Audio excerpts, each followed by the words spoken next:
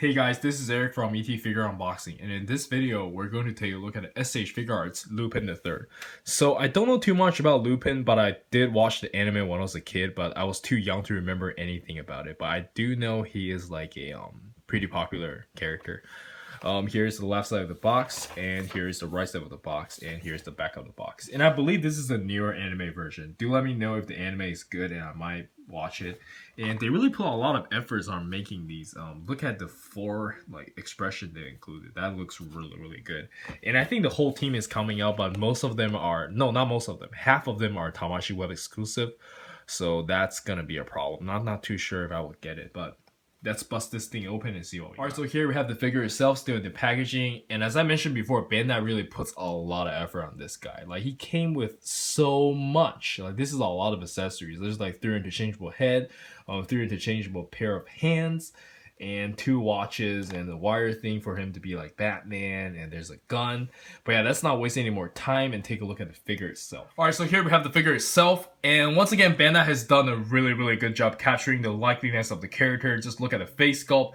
I wish they had this technology when they did the One Piece figure back then, because this guy reminds me a lot of Sanji, like, you know, kind of skinny and wearing a suit, but they did a really bad job with the One Piece line, and I really want like a Zoro or Ace S.H.Figuarts figure, but you know, that's wishful thinking. Don't think they're ever gonna do it, at least not now, maybe like somewhere down the line. But yeah, this is really good, and let's take a look at the articulation. Right, so like I mentioned just now, the articulation reminds me a lot of the Sanji figure, but let's take a look at it.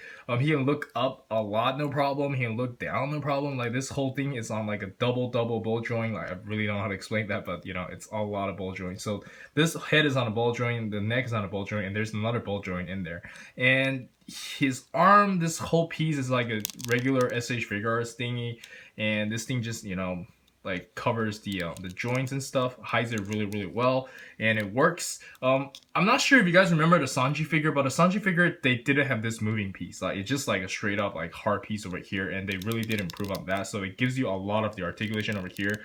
I believe you can do this. You just have to remember not to chip the paint. So the difference between is like they didn't have this piece back then, this moving piece, when they made the Sanji figure. But yeah, that's pretty cool. And this whole jacket is on a really soft material, so you don't have to worry about hindering. Like, this thing is so soft. It's almost like the fourth Hokage cape. If you remember my Minato YouTube video, you can just check that out if you haven't. And here is the ab crunch. The ab crunch is not that much, but I think it's enough, and he can lean back that much, so it's pretty good. And nothing is hindering. And this skinny legs really reminds me of the Sanji figure once again. And this is like the older pull down joints. It makes more sense when I don't use the pull down joints, or in this case, I guess. And this bends that much, and this toe bends like that, and there's like a pivot. No, there's no pivot, but this thing is on a ball joint, so it still gives you like a really good range of motion. And bicep curl. Not sure if he can do the bicep swivel, but I don't think he needs it. Yeah, he can do like a little bit, but not too much. And yeah, he has a really good fit size. And yeah, he can pull off like some really good pose. Like, he can do like a boxing pose, no problem. Yeah, he can, like, you know, be a boxer. And he can probably kick really high as well. I'm just try to move him around. Yeah, he can do a really decent kick as well. So that's pretty cool. He can do a rider kick, no problem. Yeah, let's jump straight into the accessories now. Alright, so for the accessories, he came with a pair of gripping hands and a perverted face. And I think this is where he tries to, you know, be all perverted and trying to grab someone's boobs. And that looks pretty good. Or he can do some push-ups. Or he can use it to charge a Kamehameha or something. Or he can just block some punches. Probably not from Beerus though. Alright, so he also came with a pair of display open hands, and these are more stylish, and I really like to make my character look like they know how to fight and knows some kind of martial arts or hand-to-hand combat. And I have him swap to the head where he's using the gun. We're gonna check out a gun later, but yeah, let's take a look at some pose. Alright, so here I have him barely blocking the Bruce Lee's kick, and that looks really good. Alright, so next up I have him blocking the Figmon's Makoto's kick, and that looks really good as well. And Makoto doesn't really fight in anime, but I just thought he has really long legs and should be really good at kicking. Alright, so Lupin also came with a pair of karate chopping hands, and here I have him using the laughing face, and it looks like he is apologizing, and you know he's really not sorry. But yeah, that looks really good. So Lupin also came with a pistol, like a gun, and let's check out what he looks like with the gun. Alright, so as expected, this looks really good, and I really hope Bandai makes like an S.H.Figuarts 007 or something. That would be really cool. Alright, so lastly, Lupin came with 2 interchangeable watches, and that looks really good. It's really nicely sculpted and detailed, and the other watch is exactly the same, except for it has like a peg hole for you to peg the wire in, and this is, yeah, there's like a peg hole over here, if you guys can see that.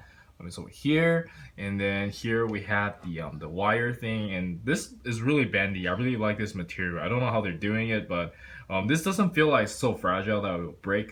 It's gonna last. As long as you don't really stress it. And here you just peg that in. Can't really see, so it's kind of hard for me. And that's what Lupin looks like with the gadget. Alright, so here we have him using a gadget, and unfortunately I don't know the anime enough to understand why he has this, but I can imagine him like Batman, using like a hook shot to pull himself up if he falls from like a tower or something, and that looks really good. And yeah, I think that's it for the accessories. I guess he can use this to like grab someone's weapon or something, I don't know. Alright, so for the size comparison, Lupin is actually quite tall compared to some of the S.H.Figuarts. This is Awakening Goku. Here we have him next to probably one of the shortest S.H.Figuarts, Bruce Lee, and this should be accurate because Bruce Lee is a really short fellow. And here we have him next to Persona 4 Figma U. And yeah, I finally got the version where the pre-order bonus where the jacket is actually going down. That was very expensive, and I kind of regretted it, but whatever. And here we have him next to Iron Man. This is Mark 45, I believe. And here I have him next to Kamen Rider Proto Drive, and this guy was very expensive. Well, not really. His price has gone down a little bit, but I still spent like $80 on that guy, and that's very unfortunate.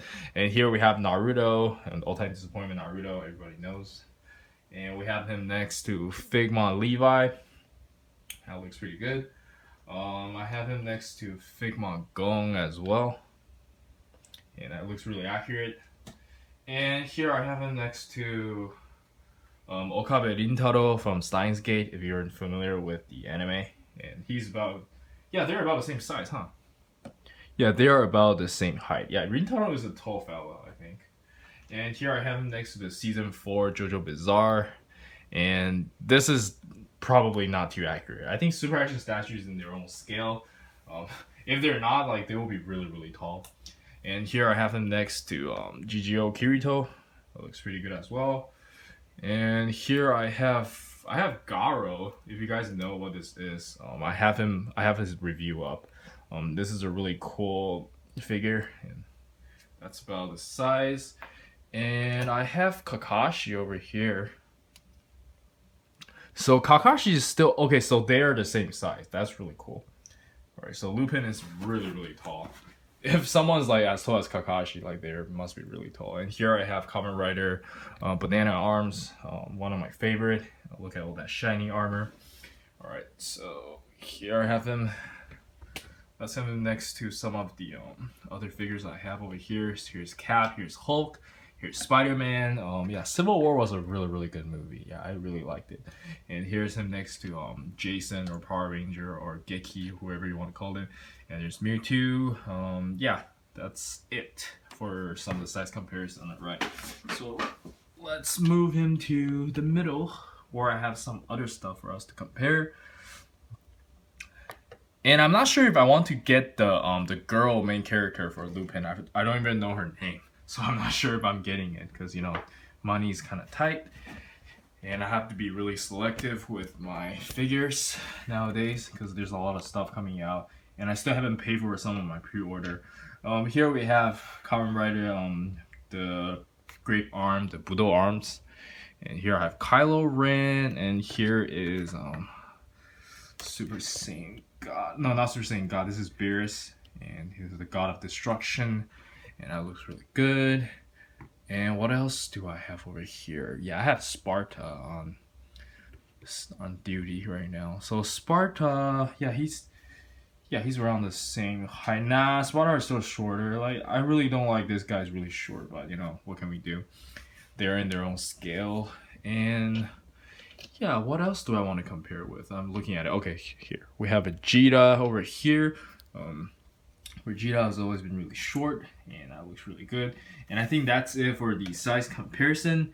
And let's jump straight into the final thoughts. Alright, so for the final thoughts, I really do highly recommend the figure. And despite how little I know about Lupin the Third, I had a lot of fun posing with this guy. He just came with so much accessories. And I really hope they can put as much effort as they did on this figure on some of the other lines.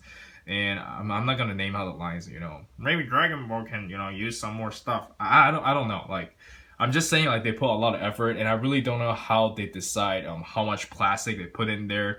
Maybe the intellectual property it's more expensive, or a character is more popular. They have to, you know, go all out and put more plastic. And I don't know. I'm really curious. I want to actually understand like how they decide like, how much to put in there. That could be really interesting.